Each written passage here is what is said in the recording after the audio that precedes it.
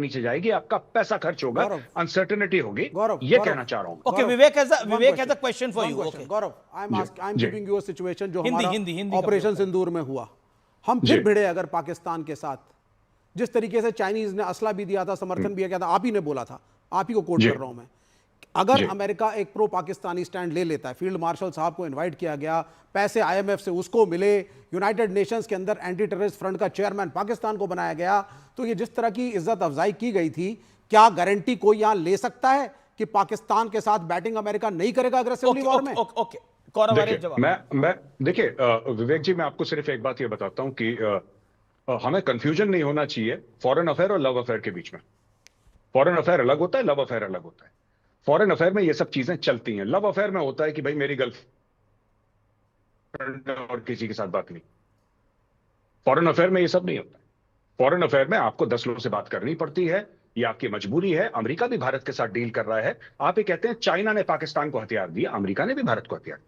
ये जो Apache helicopters हैं, ये सारे के सारे जितने भी चिनूक के प्लेटफॉर्म्स हैं, M777 है, ये प्रेडेटर आपके ड्रोन हैं, सी गार्डियन है, पोसाइडन है, all this is American equipment. Bharat ने अमेरिका से लिया है, भारत ने इजराइल से बहुत इक्विपमेंट लिया है, रशिया से बहुत सारा इक्विपमेंट लिया है, फ्रांस से बहुत सारा। तो ये सब चलता है। और अमेरिका आज से नहीं है पाकिस्तान के साथ। अमेरिका तो 1947-48 में जिन्ना पहुंच गए थे सलाम ठोकने। तो ये तो they are very very old partners है, आज की पार्टनरशिप तो है नहीं। So we have to deal with all these things. Okay, interesting, आपने बोला कि ये लव अफेयर नहीं है, ये मोहब्बत वाली बात नहीं है ना कि मेरी गर्लफ्रेंड है, किसी और से बात नहीं करेगी, उस तरह की चीज। Gaurav, we were very strong allies of Russia. हम रशिया के साथ हमारा एक बहुत अच्छा, स्टिल वी आर नॉट। हम उतना हमारे साथ कौन खड़ा है एक सुपर पावर में से, जो 3 है, रूस, चाइना और America. In case of a अरे भाई, ठीक है, ये आपका सवाल है। हमारे साथ कौन है, आप बताइए। ऑपरेशन सिंदूर में कौन था? Vivek, you made your point. Okay, Gaurav Walia, 40 second respond to this. जी, देखिए, साथ कोई किसी का खड़ा नहीं रहता। हाँ, 1971 में रशिया आया था, उस समय हाइट ऑफ कोल्ड वॉर था। आज की तारीख में कोई नहीं। अब आप एक बात देखिए ना, सीरिया में रशिया के बेसिस थे, सीरिया में ईरान के बेसिस थे। एक अहमद अल शरा आता है, अहमद अल शरा 12 दिन के अंदर 43-44 इयर्स पुरानी जो वहां पे सरकार थी बाप बेटे की, उसको तख्ता पलट कर देता है। रूस आया बीच में, वेनेजुएला रशिया का पार्टनर, रूस आया बीच में, कोई बीच में किसी का नहीं आता। भारत लड़ाई लड़ेगा, भारत खुद सक्षम है, भारत की फौज सक्षम है, भारत खुद अपनी लड़ाई लड़ेगी। हाँ, हमारे रिलेशनशिप सबके साथ है, डिप्लोमेसी सबके साथ है, लेकिन जो हमारा फौजी खड़ा हुआ है लाइन ऑफ एक्चुअल कंट्रोल में चाइना के सामने, या लाइन ऑफ कंट्रोल में पाकिस्तान के सामने, वहां पे देख रहा है एबॉल टू आईबॉल, उसको ना किसी की जरूरत है, ना किसी की इंटरवेंशन की जरूरत है। The Indian army is good enough to take care of all the external threats. इसमें कोई प्रॉब्लम नहीं। लेकिन एक मैसेज तो वर्ल्ड दुनिया दे रही है कि आत्मनिर्भर होना चाहिए, सेल्फ सफिशिएंट होना चाहिए। 100% साहब, 100%। ये तो क्लियर मैसेज है। ये सच है। रशिया और यूक्रेन की लड़ाई का सबसे बड़ा सबक यह है कि आपको आत्मनिर्भर होना पड़ेगा। अगर आपकी सप्लाई चेन और सप्लाई रूट्स आपके हाथ में नहीं होंगी, आप लड़ाई नहीं लड़ सकते हैं। रशिया क्यों अभी तक टिका हुआ है? क्योंकि रशिया सारी की सारी मैन्युफैक्चरिंग कंट्रोल करता है। थोड़ा बहुत उसको चाइना से चाहिए, उसको मिल जाता है इलेक्ट्रॉनिक्स का, बाकी everything is controlled by Russia. That is why Russia is leading the way. कहानी it's you are very right, आप बिल्कुल ठीक बोल रहे हैं। एक बड़ी बहुत बड़ी क्लैरिटी के साथ एक चीज की, क्या आपको लगता है कि बार बार इंडिया, क्योंकि ये पॉलिटिकल सवाल भी है, इंडिया की ऑपोजिशन कह रही है कि ऐसा करिए, मोदी को बीच में बोलना चाहिए, मोदी को ये करना चाहिए। डू यू थिंक कि आज के माहौल में ये सब करना पॉसिबल है? हमें अपनी चिंता करनी चाहिए या हमें बाहर 2 और 5 मुल्कों की चिंता करनी चाहिए? देखिए, सबसे बड़ी बात है कि जो भारत ने बोला है कि डीएस्केलेट करिए, लड़ाई मत कीजिए, मुझे लगता है भारत ने बड़ा बैलेंस्ड बयान दिया है। I am neither a Congress supporter nor a BJP supporter. लेकिन मैं एक बात बताता हूं जी, लेकिन कहा जा रहा है कि पीएम मोदी का इजराइल दौरा शर्मनाक था। नहीं, शर्मनाक क्यों है? इजराइल एक देश है, यूनाइटेड नेशंस का मेंबर है, आपके एम्बेसी वहां पे है, आपके ट्रेड के संबंध है। नहीं, उसने 2 दिन बाद अटैक कर दिया, उस दौरे के 2 दिन बाद अटैक कर दिया, दैट्स व्हाई। सर एक बात बताइए, and Vivek is saying Modi knew about it.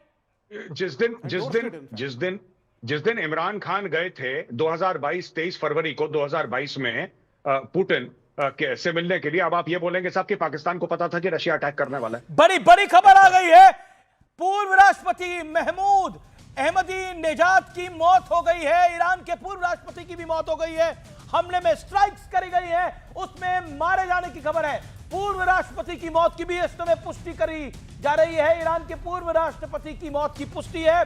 Strikes हुई हैं। ये स्ट्राइक्स में मार दिए गए हैं, पूर्व राष्ट्रपति को भी मार गिरा दिया गया है। कल हुए हमले में ईरान के पूर्व राष्ट्रपति की भी मौत हो गई है, उनकी तस्वीर हमारे सामने है। मैं एक बार फिर आपको कहना चाहूंगा, ये स्थिति इस समय बनती हुई दिख रही है। ओके, मैं विवेक, देखिए ये बहुत अफसोसनाक है।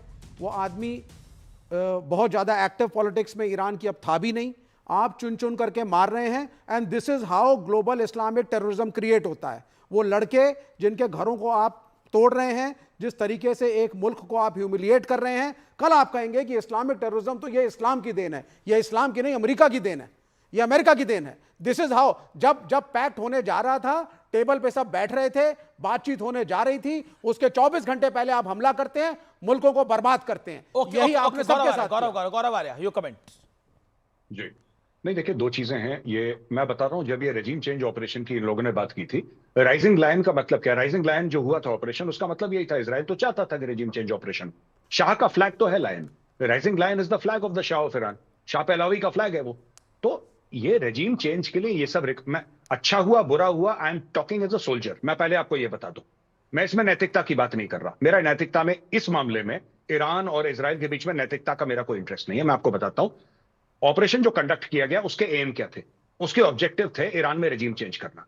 अगर आपको ईरान में रेजिम चेंज करना है तो आपको इन लोगों को न्यूट्रलाइज करना पड़ेगा। अच्छा, ये अच्छा है बुरा है, that is a moral question, वो एक अलग बात है, मैं उस बहस में नहीं पढ़ रहा। लेकिन अगर आप ये चाहते हैं कि दूसरी रेजिम आए, तो पुरानी रेजिम को, या फिर जैसे मडूरो को आप उठा के ले गए थे, आपने मडूरो के वाइस प्रेसिडेंट को, that Delsey Rodrigues, that lady, आपने उसको प्रेसिडेंट बनाया, कहानी खत्म करी। उसने बोला ये लो तेल के कुएं की चाबी भाई ट्रंप, ये लो चाबी, आप जाओ, आपको जो मर्जी करनी है करो। Now she is a very good lady, Trump उसकी तारीफें कर रहा है। ड्रग्स के बारे में ट्रंप ने बात करना खत्म कर दिया, he stop talking about drugs, apparently it was all about oil.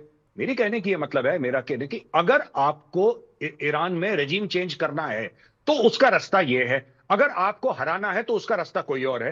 तो जो उन्होंने ये मारा है अभी अहमद जिनाद को, और पेजेश्कियां के पीछे भी पड़े हैं, मसूद पेजेश्कियां जो उनका करंट प्रेसिडेंट है, वो इसीलिए पड़े हैं because they want to do regime change. उनका रीजन रेजिम चेंज है, वो अच्छा है बुरा है, मैं उसके ऊपर नहीं बात कर। नहीं जी, क्या आपको लगता है मिडिल ईस्ट के लिए, गौरव आर्या, आज की रात बहुत भारी होगी, खासतौर पर दुबई, रियाद, बहरीन के लिए, अबू धाबी के लिए?